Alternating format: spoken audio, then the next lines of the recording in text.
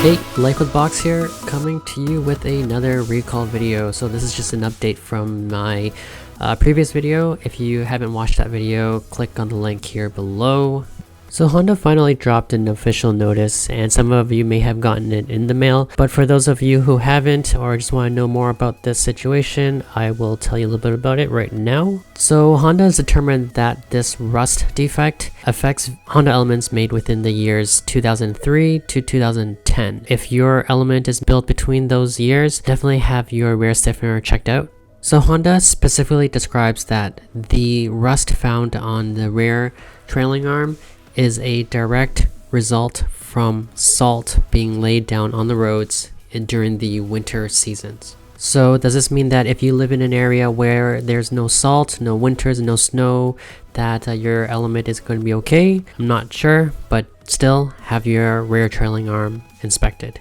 So now, some of you are probably wondering, what is a trailing arm? Basically, it's a piece of the suspension system that connects the vehicle's axle to its chassis. So yes, it is important. So I'm just going to read here from the notice. It says that although a certain amount of corrosion is expected to occur from everyday driving of the vehicle, excessive corrosion to the rear frame stiffener may develop and in extreme cases cause the trailing arm to separate from the vehicle structure. A separated rear trailing arm may cause a vehicle to be difficult to control, increasing the risk of a crash. So once you bring your element into Honda, they are going to inspect your trailing arm and see and determine whether they can install a new brace. It states that if your Honda element passes the inspection criteria, corrosion protection will be applied to the rear trailing arm areas and a supported brace will be installed. Honda states that by doing this, it will extend the life of your vehicle, assuming that there are no other operational concerns, by slowing down the corrosion of the rear trailing arm area. So if you live in an area where you believe your Honda element is impacted by this recall and they haven't reached out to you, it says that please visit this website here. It says that the recall procedure will usually take less than 2 hours. In my case, from pickup to drop off, it was about 4 hours.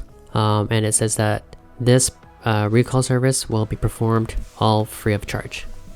So now you're wondering, what happens if your vehicle does not pass the inspection? So this notice does address that. It states that in the exceptional case that any of your vehicle's trailing arm fails the inspection, dealers will provide you with an offer to purchase your vehicle.